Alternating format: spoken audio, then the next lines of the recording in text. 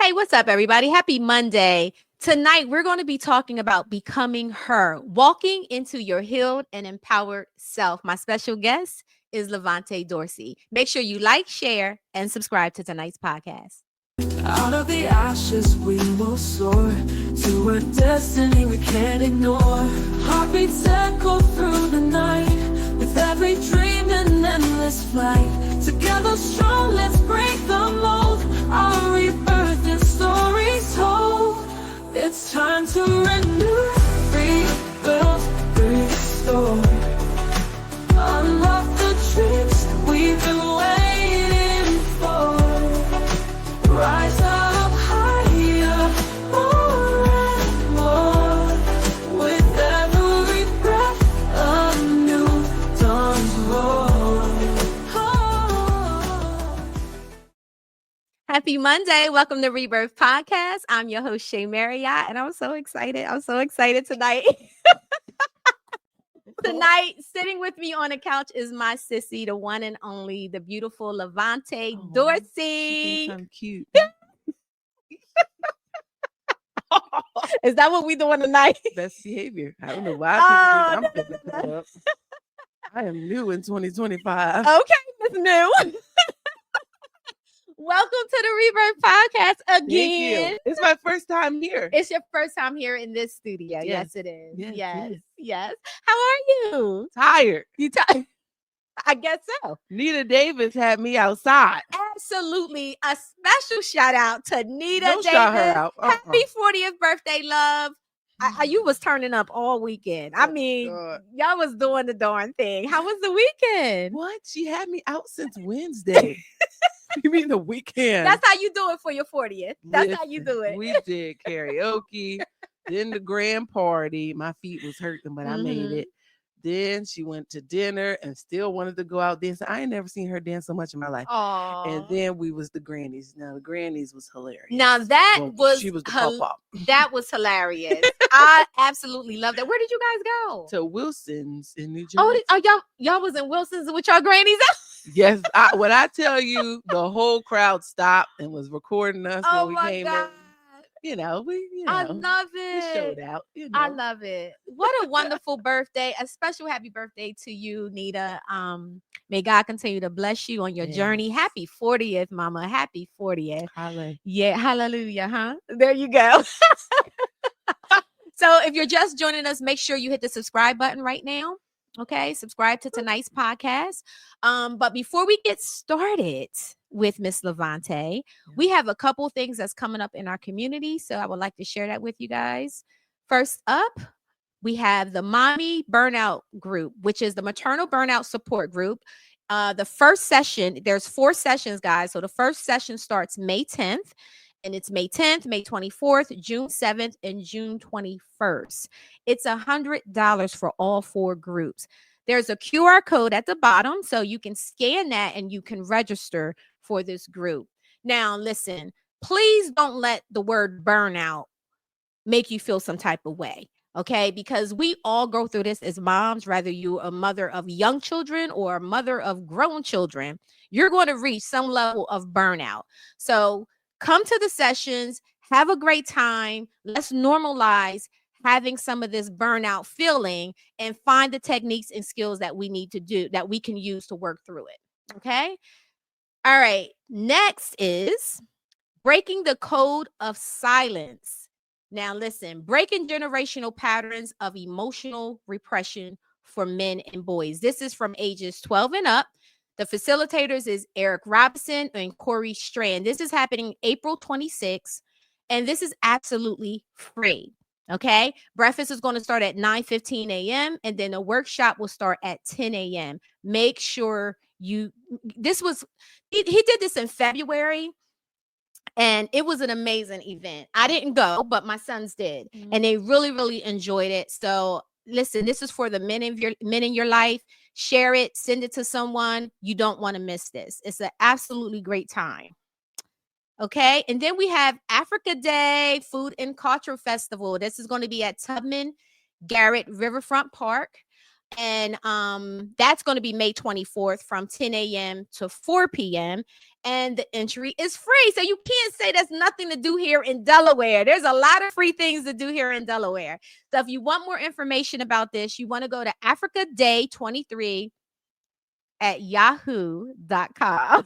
So funny story. I've been saying Yoo-hoo. Nice. Okay. Remember the Yoo-hoo drinks? Do you remember that? The chocolate Yoo-hoo drinks? I love Thank that. you, I still friend. drink those today. Thank you. Okay. So that's what I've been saying. I've been saying Yahoo. All right. Next up. Okay. So this is actually happening this Friday, April 18th. Parties by Bootsy's annual Good Friday Fish Fry. Now, come on now. Y'all want some fried whiting, some fried chicken, and some salmon cakes? Look.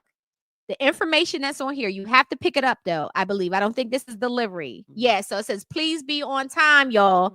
When you arrive, please come to the door, and you can order your food. You want to call Miss Carmela at 302-655-0425. Make sure that you check it out. That's happening this Friday. Get your food on. Get your grub on.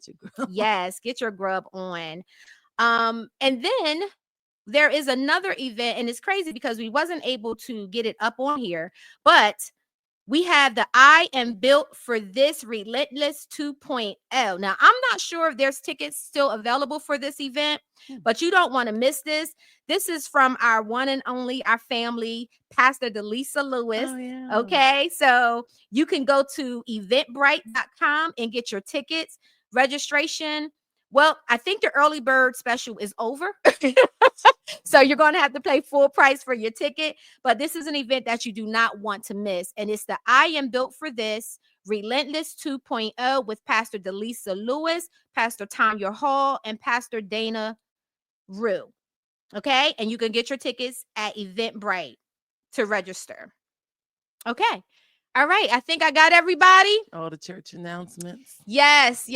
And there are still tickets available. Hello, Delisa. Hello. She just commented on in the link. Yes. So there are still tickets available. So get your tickets. This is going to be a powerful event, and you don't want to miss this. Yeah. All right. Amen. Yes, girl. So how are you? I'm good. I just want to say Jen called me a hoe when I walked in. Lord Jesus. She said because I got white toenail polish. I didn't know that. White toenail polish means you a hoe? I just thought it was cute. Well, honey, I must have been a hoe a few times because I've had my toes painted white. That's a thing. Okay. Well, I guess we just gonna be hoes. Oh my God. Oh my goodness. Really? We go by fingernail polish color? That's very interesting. Okay. Very interesting. All right. So, Miss LaVante, thank you for joining us. I'm not gonna sit here and act like this is a professional interview because it's not. I want to be professional. No, this is my sissy. So we're gonna have fun. We're gonna have a good time. And if you guys have questions, please put it in the chat. I will make sure I try to go over any questions that you all may have. For Mrs. Dorsey here. Yes, okay. So we have been on this we've been on this theme about healing. Yes. 2025 has definitely been a season of healing for me, right? It actually started in 2024. But it has been a lot of challenges, and God had already prepared me, right? Because I said he gave me that word before the new year came in, and I didn't know at that time what am I healing from? You know, okay, I just had spine surgery in November. So I know physically I'm going through that healing. But then there were so many other things that were coming my way, and that was challenging. And I was just like, okay, I gotta, this is really serious. So knowing the things that I've been dealing with and I've been going through, I know that there was other people that are dealing with some things, right? Especially with this, this new person in the president chair and all the things that we are experiencing. People are on their own healing journey. You have been on healing journeys. You've been on several healing journeys, right? So I want to talk to you a little bit about what does it mean to you when I say becoming her, walking in your healed and empowered self. What does that mean to you?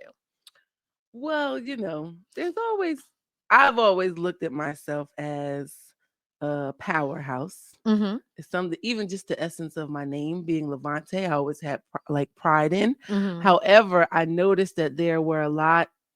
I didn't notice this until after I had Noah, my Okay. 2.5-year-old son, if y'all don't know. That there were a lot of things and trials and situations in my life that actually had me pretty jacked up. Mm. And that in essence, to become the best version of myself, I needed to go back and address them, but I didn't really want to. Mm-hmm. But to become this version, because there's still more growth to go, I had to go back and address some things from childhood, Mm-hmm. relationship stuff. That's like the biggest part. But yeah, that's what I think of. Was that scary for you? Where Scary, you say you had to go terrifying, back friends. Scary. What? Yes, it was. Yeah. Yeah. I think because you tuck stuff away. And I think the scariest part was not only recognizing it for myself, but knowing that God was going to call me to tell the story Mm-hmm. and to be a vessel and a example for other people, which even today I'm still like, what you finna talk about, girl? Because it's a vulnerable piece in it. Yeah. But I also know there is a word in it, and I'm always about helping other people. So while it's still scary for me, while I may not want to let those pieces out, if it can help someone else, I got to do what the Lord wants me to do. Yeah.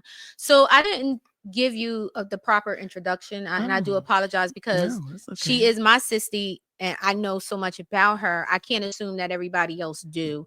LaVante Dorsey is a licensed clinical social worker here in the state of Delaware, and she also is the owner of LaVante and Dorsey Associates, which is a mental health practice here in Delaware. Yes. So let's back up a little bit and let's talk about the population of people that you serve. Yes. And why? What made you become a mental health therapist? What inspired you? What inspired me was actually a younger cousin. And I tell this story. And it's funny because another cousin thought it was about them. And I could see the similarities, but it wasn't. But my younger cousin at the time had gotten into some serious trouble for armed robbery. And I remember thinking, what is it that we missed as a family? What were the signs? What didn't we dig into? What was he feeling emotionally that he needed to kind of unpack that we didn't do? And I was like, I like those kind of questions. I like helping people figure out the essence of what they feel.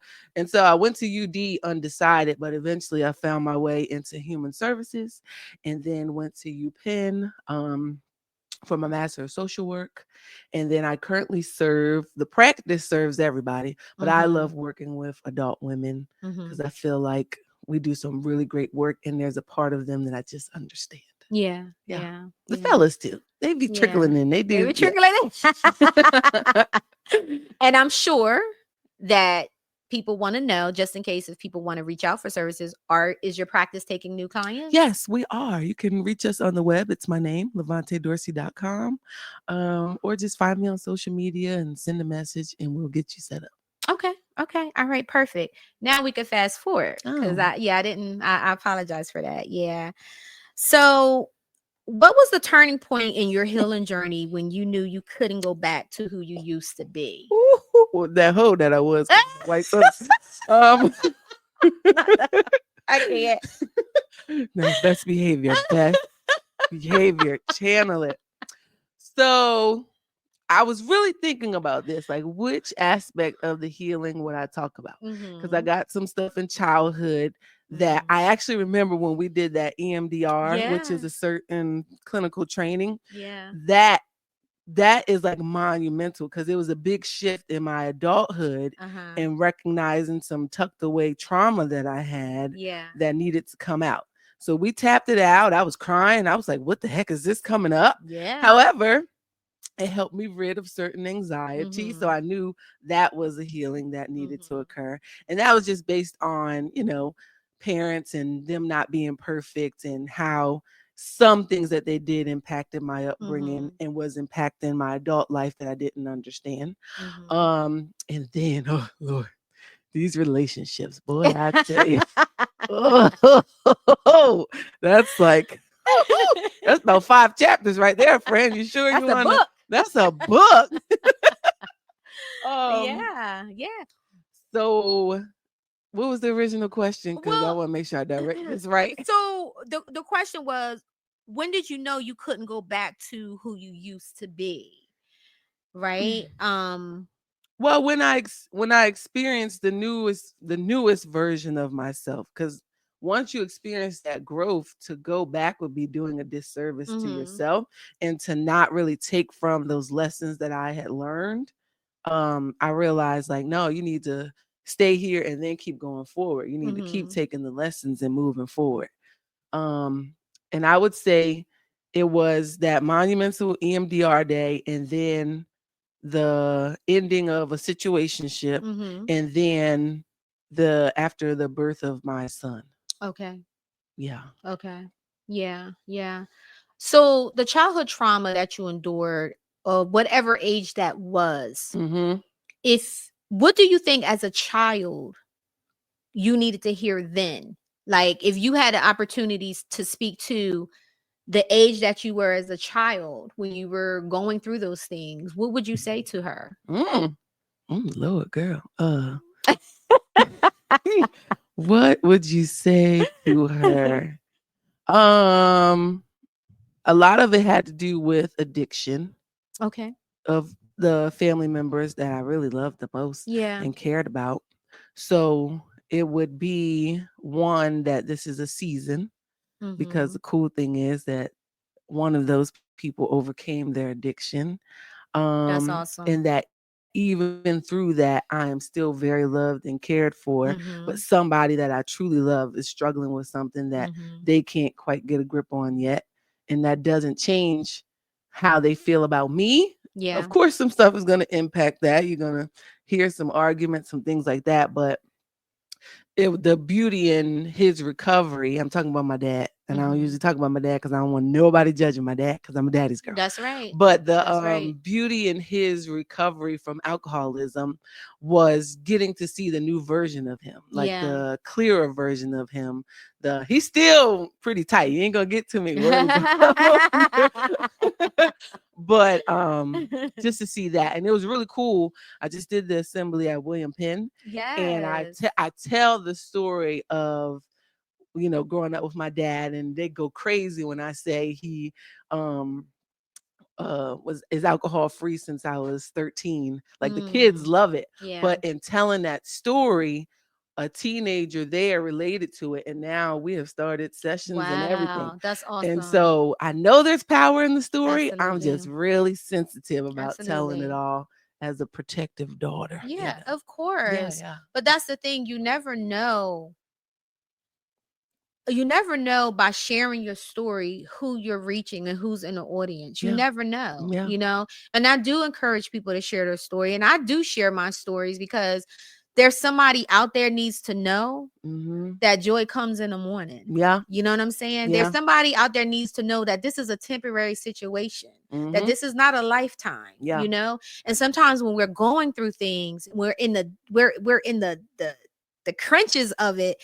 It's like we have these thoughts of, this is my forever. This is always going to feel like this. Nobody's ever going to want me, or nobody's ever going to make me feel happy again, or whatever those narratives that we write to ourselves, or we say to ourselves. Yeah. So sharing your story, even if it just hit one person, you made a difference. Yeah, yeah.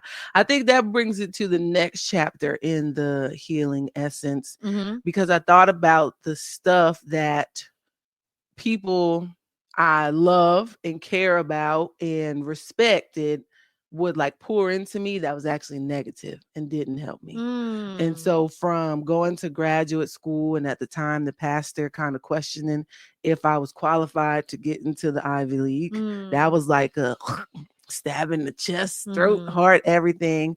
Or just being a plus size girl, woman, all of that, Mm-hmm. and how you're kind of told that you're always on this. You need to get skinny. You need to lose weight. That's how you're going to be loved. That's how people are going to want you.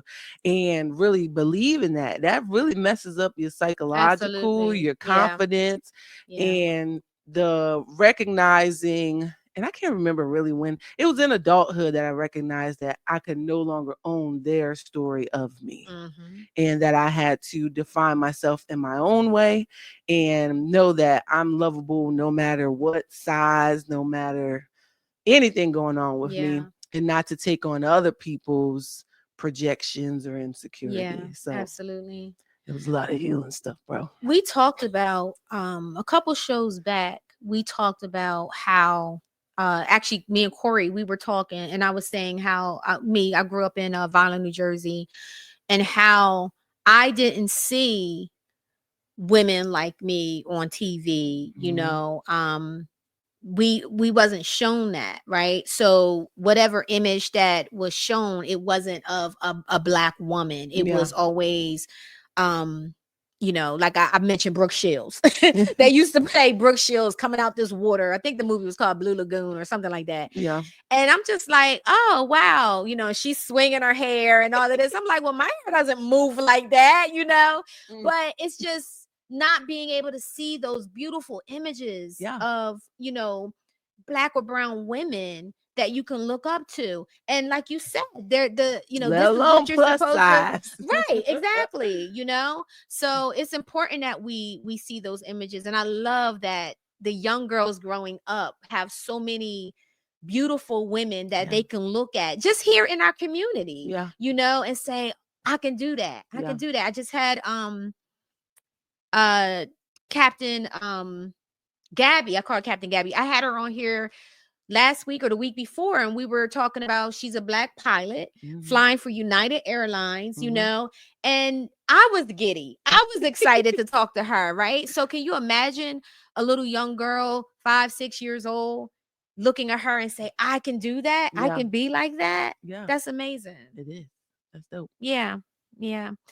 So healing isn't always pretty. What were some of the uncomfortable truths you had to face about yourself during this process? Oh, Lord Jesus, these questions. No. Some of the ugly truths were that I was not perfect and I need to change. Okay, so let's shift to another chapter of the healing. We're going to talk about my marriage and then my soon after divorce. A part of that healing was not taking on that narrative of pointing fingers and saying he did this, he did. Now he did do some stuff with the camera. He did do some stuff. Love him to death, sir, but yeah. But not pointing the full finger at him.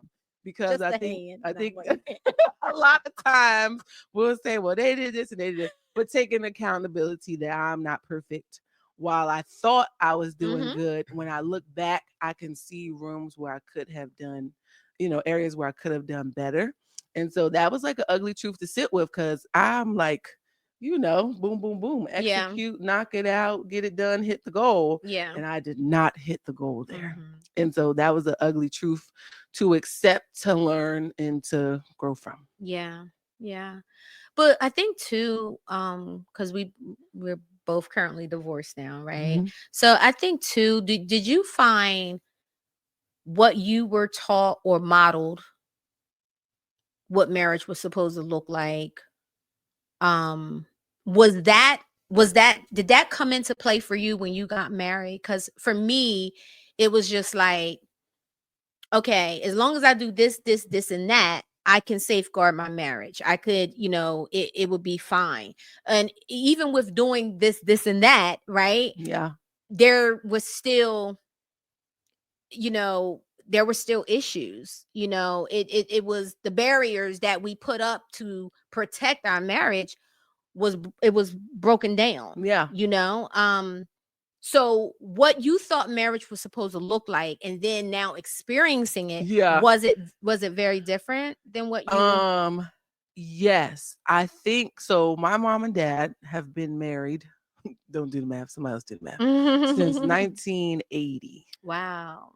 And so growing up, I seen what it looked like to stick it out and fight through it and Mm. figure it out. Mm-hmm. I don't know where the essence of that has gone in 2024, 2025, but it is no longer here. Mm-hmm. And so I definitely didn't, while I seen that growing up, that wasn't the essence of what showed up in my marriage, because I think it is easier to say, a little too much, I'm going to step out of here.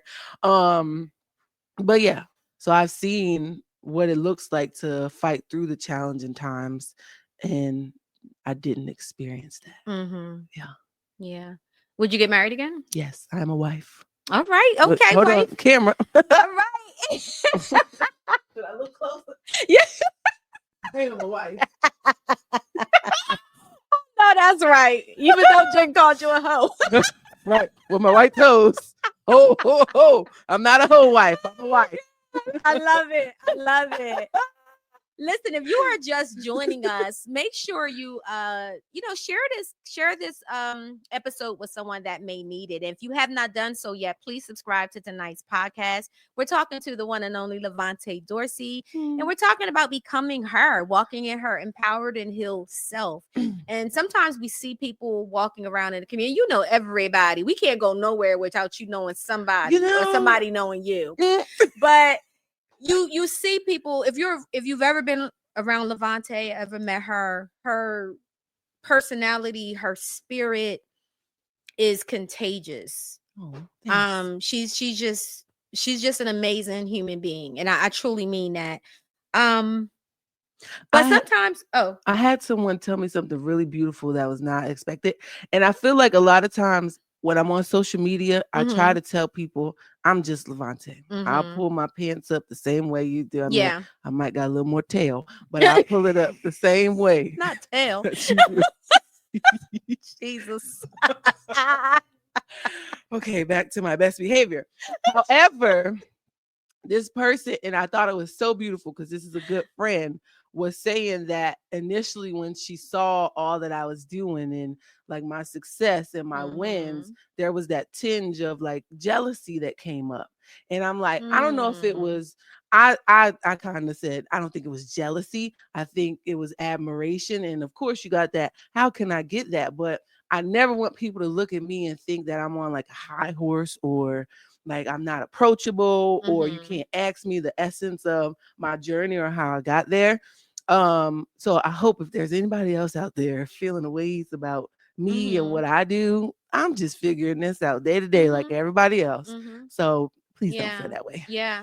And the one thing that I can say about you is if there's something like you share information, if people want to know how to do something or you're going to share that information, you're going to empower them with that information. And I think that's what makes our sisterhood work so well as well, because we both are mental health therapists, but there's no competition here. You know what I'm saying? Yeah. She uplifts me, I'll uplift her.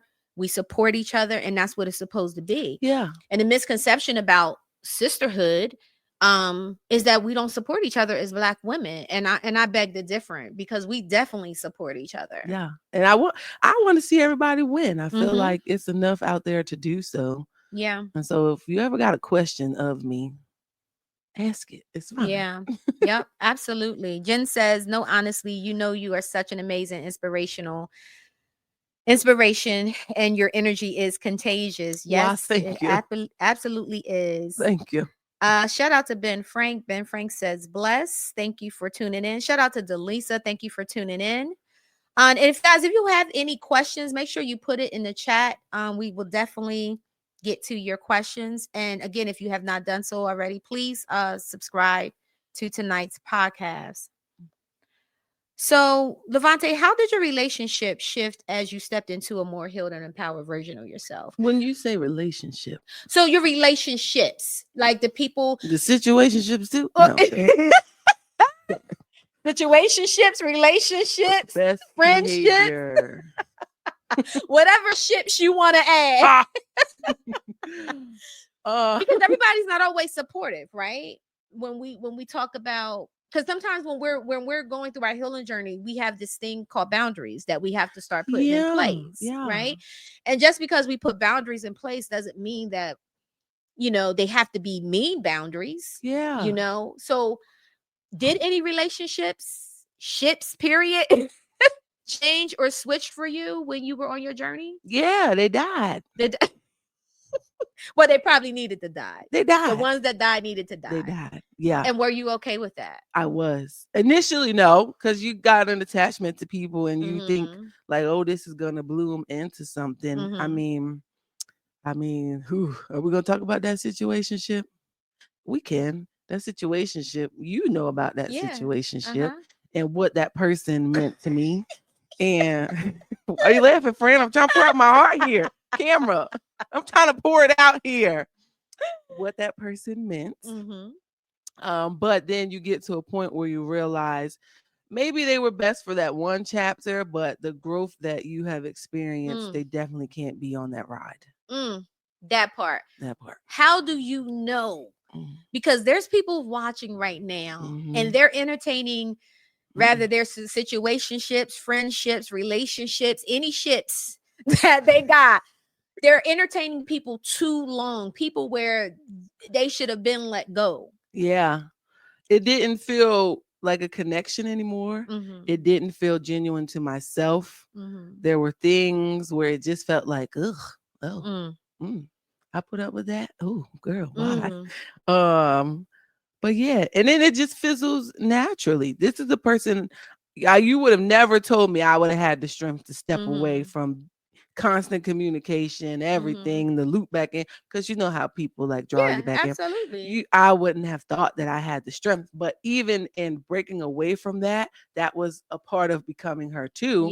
Because I learned like, oh, you can get some things done, you can do some things, some pretty powerful and difficult things, and it was very freeing. Yeah. So I think sometimes we look at some of these relationships, situationships, we take from it what we need in that moment, but the healed the healed version of us kind of looks back and we say that was a distraction. Oh my gosh, yes. Right? That was a distraction. So all that time I spent with this situation when I could have been doing this, now you can see it, but when you're in it, you can't see it. No. You can't see it. And when I was in it, I would say I was very, should we say naive, friend? You can call it what it is. You know what it was. Naive, gullible, just matized. I don't know. But you left out a couple syllables. Y'all want. Y'all put whatever word y'all want. She was matized. Y'all know what that means. But in essence, it just was not healthy. It was those promises of eventually we'll be something, and each roadblock where we were supposed to be something, it never came to fruition. It was that kind of manipulative tug that at times men and women, because I don't want no guys beat me up, but I'm talking about a man, can do to like loop you back in and have you thinking that this is where you're supposed to be. Yeah. And so while of course everyone saw it before me, my friends, everybody, I had to see it for myself. We wasn't in it. Yeah. But I had to see it for myself, and I had to allow my heart to break because I still had to grieve and mourn the thought of what was gonna be and let that go, because I had dreams for that. But they probably watching this. If you watching, you heard me. I know that's right. But yeah, sometimes we think that circling the block means that it comes with an attachment of, well, that person must really love me, or they must really miss me, right? Look, he outside stalking me. That's love, right? That's love, right? It's not. But camera chin hiding behind trees. No one I was mad. Throwing rocks at the window. That's not love. It's not love. Or stalking. That's what that's called. Yeah, it's not love at all. So that's good. But now you're out of that, right? And you're looking back and you're seeing, all the progress that you have made on that healing journey. Yes. And the situationship was before the marriage. And so there was stuff Just to be clear. Them white toes don't really mean hope. It was before the marriage. But I took stuff from that and Yeah. learned in the marriage. But I would say definitely, and I can be honest, in the marriage, that part of me and being a businesswoman took priority over the marriage Mhm. in some many ways. And so my focus, was often distracted. That's my part that I can own. Mhm. Um, but you live and you learn. Yeah. Yeah. Do you believe that, so let's go back. So the relationships that we're in, or relationships, situationships, whatever you want to call them, the relationships that we're in, a lot of times we focus on learning about the person, Mm-hmm. loving the person. Mm-hmm. And we very rarely, we don't do this until we've actually gone through our little healing journey.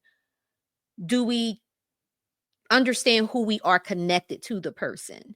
Mm. You know what I'm saying? So the relationships, the situationships that you were in before, Yeah. were you able to identify who you were connected to that person? Like, No. what did that person bring out of you? I would say y'all would have thought I had multiple personalities because I was a different person in each relationship. I totally was. Because I think too, in a relationship, that person brings out a different version of you. Right. And Right. so in one essence, I was more like laid back, you take control, I'll follow the lead. In another one, I feel like I was more the lead, and that was Mhm. probably a problem. Mhm. But in all of it, I don't feel like I was fully being true to myself. Because Mm. remember, I'm still coming from a lens of, with being based on what people had, poured into me Yeah. negatively, that I'm just lucky that to have this person. Mm. Because in essence, being your plus size LaVante self, you just lucky that someone wants you or wants to Mm. be with you.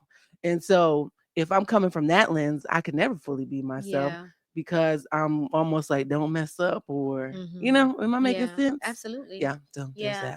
that. Yeah. Absolutely.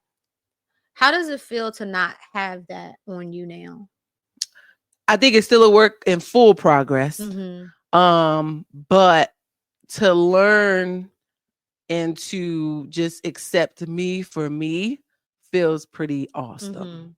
Mhm. Mhm. There's still those points where it kind of fights in, and I have to like fight back and say, Yeah. no, that's no longer true. That's not what we're owning. That's not who we're claiming to be. Yeah. But it's pretty freeing. I think, in especially after having Noah and going through, when I had my son is also when the marriage fell apart. Yeah. So that was like a total like dark, dark, dark Mhm. period. And to be able to have friends and Mhm. family and just God and fighting my way out of that showed me a total different version of myself. Yes. Um and the power and the essence that I have. And it made me realize that I'll no longer accept like the crumbs, like the, Mhm. this is what you're giving me, so I gotta take it. No, Mhm. I'm the prize. Yeah. And so, Yeah. come correct. Absolutely. Yeah. Your value. Yeah. Yeah. I love that. I love that. What advice would you give to women who are just starting their journey towards becoming her? mm. Well, first, that the key thing that helped me through was my relationship with God. And I Mhm. know everybody has different beliefs, but for me, it was, and I still remember the prayer that I said when I was at that darkest time. And Mm. I said, God, I need to be able to raise and be a mom to Noah. I need you to Mhm. pull me out of this. And I promise you, it was night and day. And it was like a switch went off, and you better get out the way because guns was blazing. So definitely that relationship with a higher power, Yeah. definitely having those friends around you that you can be honest with and vulnerable with, and who will come. They pulled up on me, y'all, in my darkest. They took the trash out, but I'm sitting there looking like, why are y'all here? I don't want to cry in front of y'all as I'm bawling my eyes out. But having those friends that can like pull you together and are Yeah. always in your corner and supporting you. And then Mhm. just to be able to sit with yourself. It was on my walks at the riverfront, and just like that alone time, my getaways to the gay lord. Anybody want to pay don't for? tell them where you going at. Oh, no, yeah, I'm gonna tell you, because if you want to send some money for it, because I love my getaways. So if you want to be a sponsor to LaVante's getaway time, and the cool thing about that, the connection with God and the getaways gave me such clarity that it helped me create new things for the business and stuff. So yeah, I would say definitely tune into all of that. On the healing journey. It's important. It's important. So we have a couple comments. Michelle Washington is watching. What's up, Michelle? I know what she said. She says LaVante. Every time. Delisa Lewis says, this is good. Thank you for tuning in. And we also have a question. Okay, Rockefeller Patrick says, first of all, thank you for tuning in tonight. How do you deal with leaving behind people you really love in order to be the better version of yourself? That sacrifice can be very challenging. Along this journey, I did lose some friends, and of course I lost relationships. But I still look at it as like, I do miss them. You're always going to miss people and, wonder how they're doing. But when you think about the version of yourself that would have been held back versus who you are today, it's well worth the trade-off. And so you're going to have some emotions. You're going to grieve. You might need to cry it out, but you got to let it go to get to who you're supposed to be. Yeah, absolutely. Absolutely. And I think it's okay to self-preserve. Yeah. Right. It's really important. And at some point, especially if you're a person that is, if you're a helper, like you and I are we're natural helpers, right? You're always going to give so much to other people. And what comes with that sometimes is we don't give to us. Yeah. Right. Yeah. So one of the things that I use for my clients is somebody gets a no. Somebody gets a no. So if you're a yes person and you're saying yes to everything, guess who gets the no? Yeah. You get the no. Yeah. Right? Yeah. You get the no. And sometimes it doesn't have to be a no. It can just be a not right now. But you got to learn how to set healthy boundaries, even with people that you love, even with people that you cherish. My mom knows, and if she's watching, she knows. I put some boundaries in place with my mom, and she know that, right? But I love her to death, and that's my mama, right? Yeah. But I have to say yes to myself sometimes, and saying yes to me means that you may get a no, or you may get a not right now, and that's okay too. But what happens is we live in a society where people are not used to. They don't want to hear no. They don't. Right? And when you say no, then now that determines how I'm going to interact with you. But my thing is, if you truly love me, you respect my no. Then you will respect my no. Yeah. Right? So I hope that happens. And thank you for tuning in from the UK. Thank you. All right. Yeah. Okay. So if there's any more questions, please put them in the chat, because we definitely want to address everybody's question tonight. All right. So you gave your advice to women about starting their own healing journey. And I think also understanding that, and we've said this earlier, that healing is not a destination. Right. So you said you've been on multiple healing journeys, and that's normal. So as soon as you feel like you've healed from one thing, here's Lord, something else I'm coming. tired. Lord, we can end it. No more healing. No, here comes something else to heal from, right? So it's important to be open to that. Yeah. But if I may talk to the Lord, go ahead. I'm done, Lord. I have fought the fight. The battle is no longer one I want to be on. I was telling Janice today. Oh, and I sent her what the questions would be. She said, I'm going to use them as journal prompts. So okay. Shout out to Janice. Yeah. I was telling her, like, so now I ended situationships, divorce, and now it's like, okay, now I got to do what I usually advise people on and be open, since I am a wife, to the risk of love and letting someone have my heart again. And that is pretty scary.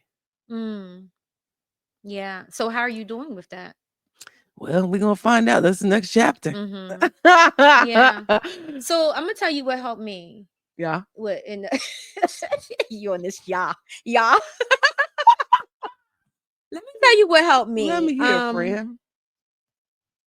So I feel like I think I'm having a hot flash. I bet you are, friend. Because I want to hear this.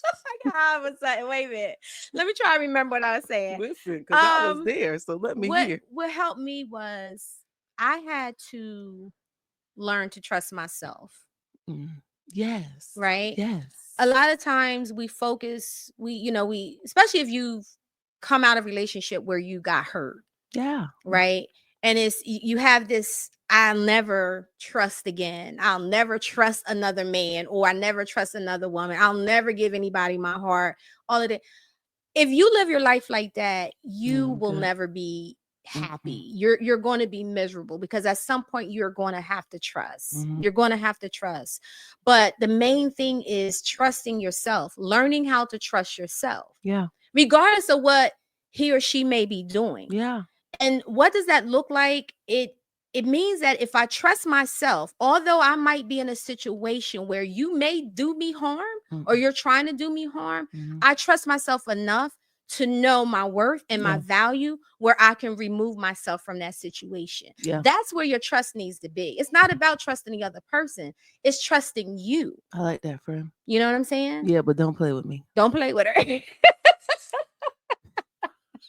It's about trusting you, for sure. Yeah, I like that. Yeah. Shout out Ashley Cooper. Thank you for tuning in. Ashley. Ashley says, yeah, the multiple healing journeys. Yes, ma'am. That's my girl. Ashley It's always real. comes through. She be like, I was just thinking of you. I'll be like, oh, thank you so much.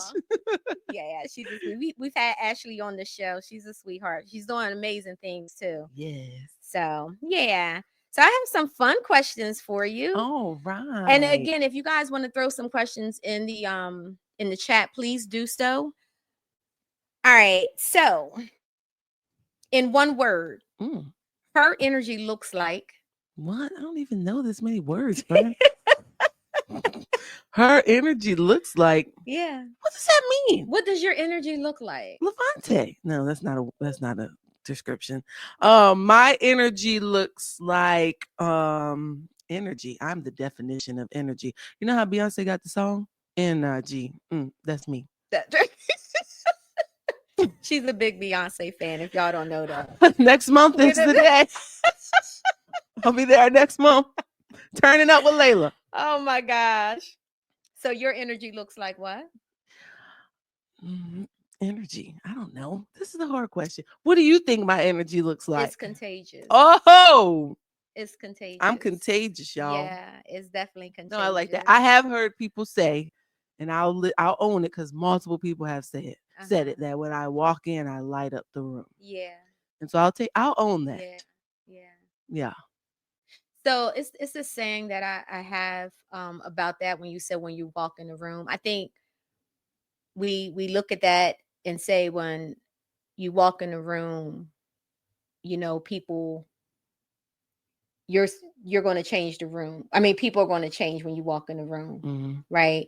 And I totally just messed that up. Totally messed that up because that's not what I was trying to say. Glory. It's supposed to be when you walk in the room, you change the room. The room shouldn't be changing you. Yeah. You change the room. And I feel that way about you. When you walk in a room, it's like this big sunshine. This sunshine that is like, people want to know, who is this person? Why is she happy? Why is she laughing? She's the first one on the dance floor. I am. I want to be around her because it's very contagious. Yeah. You know the funny thing, a lot of people think that I can always be on like that. I'm not. And actually doing the assembly at William Penn, I was a mess. But in essence, it is me and my energy that really, those kids had a good time. And teenagers are, they're a little difficult because they be in their own, vibe. Yeah. But y'all got to check it out if you see the video. Can you let people know about what you're doing? Because you're doing some amazing things. Oh, so that is the True to You Mental Health Initiative. All right. And what I do is I go to different schools and just really talk about mental health for our students. And we play a fun Family Feud game. It's a competition. I have DJ Kel. We dance. And if you go to my social media, you'll see a little bit. I'm going to add a new video soon of my time at William Penn and just how fun that was. But I think it's important to start getting our teenagers talking about and understanding what Mm-hmm. mental health is, because a lot of our teens are struggling. And from that assembly, we identified 14 students who needed help that no one That's quite knew about. awesome. And That's so, awesome. yeah, Yeah, that's awesome. And I believe if you can just yeah, just one person is enough. yeah. You know, it's enough. What's one non-negotiable in your self-care routine? Non-negotiable. Oh, I probably need to strengthen that. Non-negotiable. Um, when I need my resets, I need my resets. Mm-hmm. And so I'm no longer pushing that aside to say, like, I'm not going to do it because I have all of this going on. Yeah. I have to make sure I make time for those Yeah. resets. Yeah. Yeah. Because my last reset at the Gaylord, if anybody wants to donate, was amazing. It really helped me to figure out. That's where I came up with Talk It Out, where I go in the park and Mm-hmm. sit and let people talk. And so That what? can we talk about that, please? Okay. So thank you for bringing that up. Oh yeah. Okay. So listen, over when did you start that? Last year. Last year. Okay. Hmm. So last year, and you started at the park, right? It was on Newcastle Park when At you Battery started Park. that. Yep. Okay. Hmm. So last year, LaVante came up with this idea, um, called Talk It Out. And she basically took a chair, a table, put some flowers on the table, and Yeah. she sat out there and she waited for people to walk past. And if they wanted to sit down and talk and have a conversation with her, as a therapist, and they didn't know she was a therapist, right? But this is the space. Yeah. This is how you give back. You created a space for someone to sit down, to be able to talk about whatever it was. Yeah. You know what I'm saying? What did that feel like for you, giving that service freely to people? Yeah. And what was your experience? How was people responding to it? So it's funny. It came from my time away. And I said, God, I know I'm a mental health therapist, but is that really what you want me to do? Like, show me this weekend. However, God, I'm on a break and I don't want to talk to nobody. Remember, I texted all my family and friends. I said, don't call me, don't text me. And when I tell you that whole weekend, he brought complete strangers to talk to me for hours. I said, okay, God, I get it. And I said, how can I duplicate this? Because people just need that space to release. Yeah. And I didn't want it to be like what I get, paid for daily. I wanted the freedom to go when I want to go, to sit. Like, I don't tell people when I'm going, you better just see the post that I'm there. And people are like shocked. So I'm anxious sitting there because I'm like, is anybody going to sit there?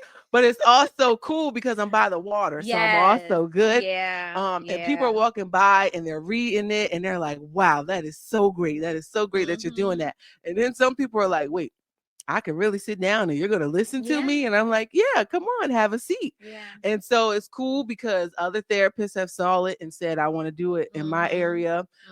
Katie Cutler from Cafe Karma invited me to come and sit up there. So that was cool. And so I've just been waiting for it to get a little bit warmer. And of course, I'm going to go out and do it.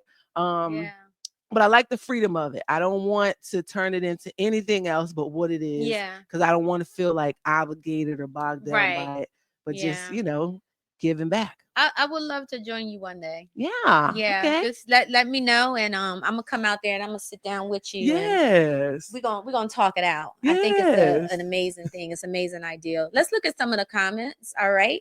So Ashley has a question. She says, what are some of the most common emotional wounds you see in women? And how do you guide them to begin healing from patterns that no longer serve them? Okay, Ashley. That's a really good question. That's my Ashley. I hope you help me with this one. Of course. The common emotional wounds definitely go back to a lot of what I'm seeing lately in sessions have to do with the core family and that dynamic, and how the women have had relationship with their mothers and their fathers, and then how in turn it's affecting their current day relationships. Just those key pieces that we don't notice, like that our parents have kind of unintentionally instilled in us.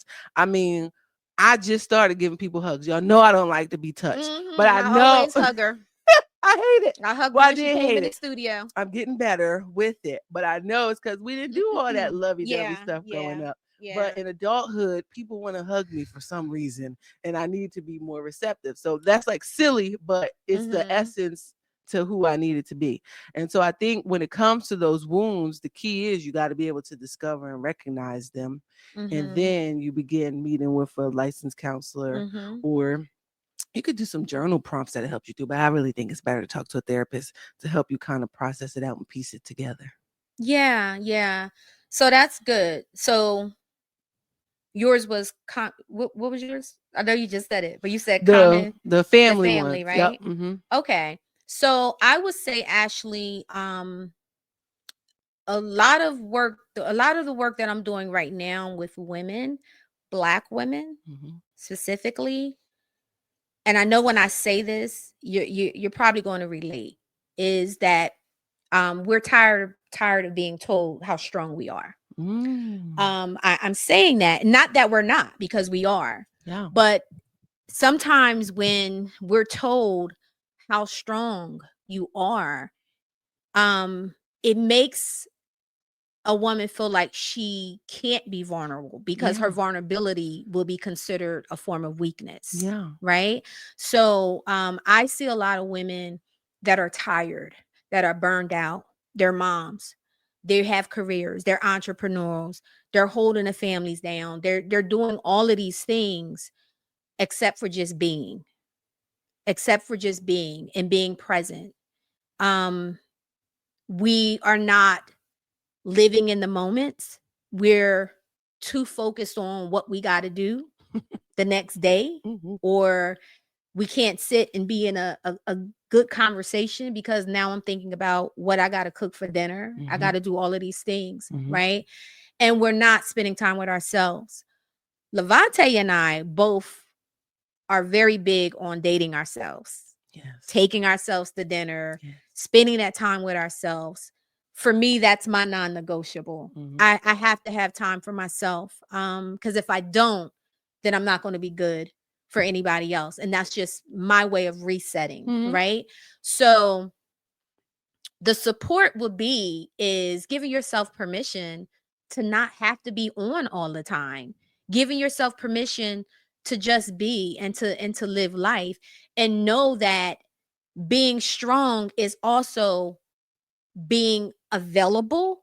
It's also being vulnerable. It's also being able to set boundaries, right? So those are the things that I see that's coming in right now. And then the other thing would be imposter syndrome. Oh yeah. That's a really big one as well.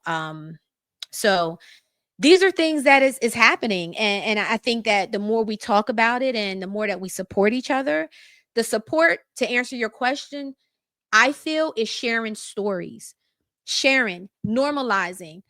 LaVante went through a divorce. I went through the divorce first. I shared. Yeah. I talked about it. I told her, right? And she took what she needed, and what she didn't need it, she left it there, right? So had I not shared my story. Yeah. And remember, because we would meet after sessions and like talk it all out. Yeah. And I would have never known how important just the essence of that and that pouring in would be to Sarah. Because I tell you all the time, you're like an amazing example. And I take so much from you, even definitely in motherhood. Thank you. But yeah, I would have never known when I would have needed to take that. But I am happy to have had, unfortunately, but yes, that example. Absolutely. Because it's important, and that's why I say sisterhood is very, very important. But dating yourself is a big thing, Ashley. Even if you are in a relationship, or even if you are married, still date yourself. Yeah. Take yourself out on dates. Go to dinner by yourself. Don't worry about if people looking around. Most people are not looking around. You just hyper sensitive at the moment. I be thinking I am VIP when I am there by myself. Yes, can I get a little extra bread and butter? Yeah. And she said she likes to go on trips, by herself, and I do the same. So it's important, and I think it's very much needed. Definitely. Yeah. Thank you for the question, Ashley. So my next question to you is, if you could give her a theme song, I already know what this is going to be. Whoa. What would it be? I'm gonna throw you a wild card. Because you think it's gonna be Beyonce. I already know. Okay. That's what you think. I do. It's not a Beyonce song? No, What? it's not, because the Lord is good. And Okay. he is the, one who done All got me right. through. I love And that. so in my toughest moments, in the song that really got me through, and I can't remember her name, of course, but it's Jesus Will. Mm. And I can't think. Who opens doors that I cannot see? Jesus will. Oh, Yes. Jesus will. You know her name. I Sing, can't think of it right now. friend. Oh, but no, that song helped me through so Yes, much, I so love it. much of the tough moments. I Who is it? love Yes, it. it's her, Anita Wilson. Anita Yes. Wilson. Mhm. Okay. I love it. I love it. I love So it. yeah, that's her theme Yeah. song. It's amazing what music does Oh my to gosh. the soul, man. Yeah. Music is so healing. Is the one thing that we all across the world just have in common is music. Yeah. No matter what form, music is very healing, and it definitely speaks to you. So Yeah. All right, and then if you want a Beyonce one, it'll be Church Girl. Drop Church it like Girl? a thotty. Drop it. Hey. Any Beyonce I can't one. with you. It was actually Beyonce's documentary, Life is But a Dream. That you made us watch before your wedding. Correct. It was that what I watched in promise you that's all true, my. y'all. It is true. It We watched the Beyonce documentary while we're getting our makeup while done. we're getting our makeup done, and in our Everything. wedding, in my bridal gown, Yes. bridesmaid gown. Yes. I said, okay. Yeah, because Beyonce helps me. Okay, she encourages me. It builds me up, Yeah. and yeah. What is it about? I mean, what seriously? If you can say one thing that, because she gets such a bad rap, right? Because people As are well. awkward and weird. She gets a bad rap. But what is that one thing that really motivates you about Beyonce? She creates her own lane. Mm-hmm. And while the world is criticizing her, she still finds a way to be herself and express herself and her creativity and innovation how she wants to. Okay. Yeah. I like that. Ellen says, such an important conversation. Hi, Ellen.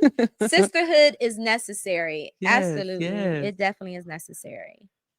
All right. So here's another question. We got another one coming in. Okay. Yep. We've already addressed that one. Hi, Sarah. All right. So healed me versus unhealed me. What's the biggest difference? Not the white toenails. Healed me versus unhealed me. And it's still a full work in progress. But healed me is very intentional about hearing God's voice, my prayer life, and being around people like Ashley, who will pour into me with the word and scripture. Because I promise you, I would not be where I am if I didn't have those sacred moments where I know God is directing me and telling me what to do. Even those examples I just gave, like, he literally guides me through everything. But the unhealed me was so focused on the situationships and the men and what they was doing that I couldn't even hear it clear. Yeah. If I'm being honest. That's good. That's good. Yeah, for sure. Excuse me. Healed me versus the unhealed me. And I want to say this because we both have acknowledged that healing journey is an ongoing process. There's always something that you're healing from. Unhealed me didn't know her worth, her value, her self-esteem was low. She didn't really understand the definition of love. She thought that as long as she can love and she loved hard, that would be reciprocated. The unhealed me was searching for a father love in a lot of the relationships. The healed me says that I'm enough. The healed me says that I am a child of God, and that as long as I keep him as my foundation, that even in those tough times, even in those moments where it feels dark, that I'm still going to be okay. Yeah. That was the one thing I had to learn, that no matter what it was that I went through, I will always be okay. Yeah. I will always be okay. And the healed me also can identify that these are moments, like I'm going to have a moment where life is life and life feels good. Everything is going good. Like 2024 was an amazing year, right? And until towards the end, when I started getting it went a little bit left, and I had to go through some things. But sometimes when we're going through things, we look at it and we're like, why me? Why do I have to go through this? But why not you? Right? And if you look in the circle of people that you have, your sisterhood, the issues that you're going through, if you can't carry those things, well, who would you give it to? Right? So the things that are designed for me to go through, I can't give to you because they're not designed for you. True. You got your own stuff. True. Right? Yeah. So when we say why me, I say why not you? And you got to remember that God already knows what was ahead of you. Who already knows what you was going to be faced with. You know what I'm saying? You're just going through the motion of things, right? And then the other thing is that the things that you're going through, the things that you're being challenged with, that's just training. Like you being trained. You being trained. You're just going through the tough part. You being trained because there's something greater that's coming. Yeah. So the healed me understands that. The unhealed me, child. It'd be like, oh my God, it's never going to get better. I'm always going to feel like this. But that's not the truth. So so that's the difference. I like that. Yeah, absolutely. So I'm excited. I'm really excited about what's to come. You're doing some amazing things in the community. You're an amazing friend. A wonderful mother. You're my sister. Yeah. And y'all already know how I feel about her. I love her to death. And we got we have some great things coming up. I know you got some things that you're working on that's going to be coming up soon. Are you planning on doing the Girls Academy again this year? The Lord hasn't spoken on that one yet, but he always speaks when it's time. And I always say I'm waiting, and then he says it. So I'm just waiting right now, but people have started to ask about it. Okay. I will be at Mount Pleasant High School at the end of this month for their girls panel with Tara Pritchett. Shout out to Tara. Yeah. Nice. And then I will be joining the National Coalition of 100 Black Women at the end of this month they have an online panel discussion. Okay. So a couple events coming up, and we'll be out in the community at different vending events, starting with this weekend, Saturday, actually, with Coach B.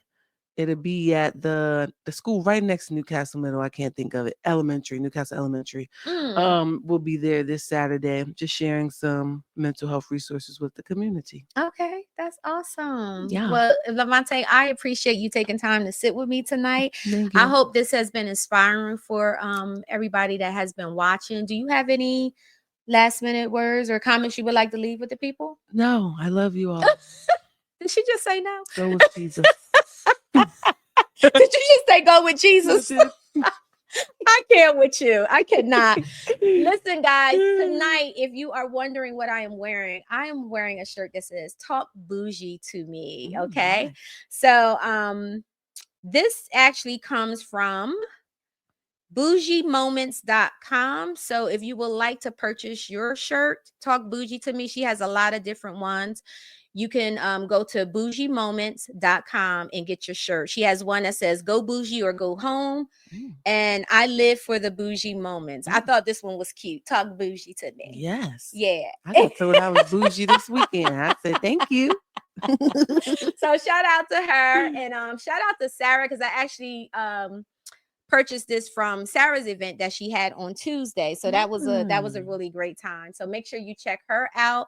And guys, thank you so much for tuning in tonight. Thank you to LaVante again. And again, please put your information out there again if people are looking for therapy. Just go to my social media, LaVante Dorsey, and you'll figure out how to get to. You the know website. what? I can't. We'll put it in the chat so you'll have those connections. Yes. Until next Monday night, guys. You have a wonderful evening. Have a blessed night, and make sure you take care of yourselves. Thank you. God bless. Have a good. Bye.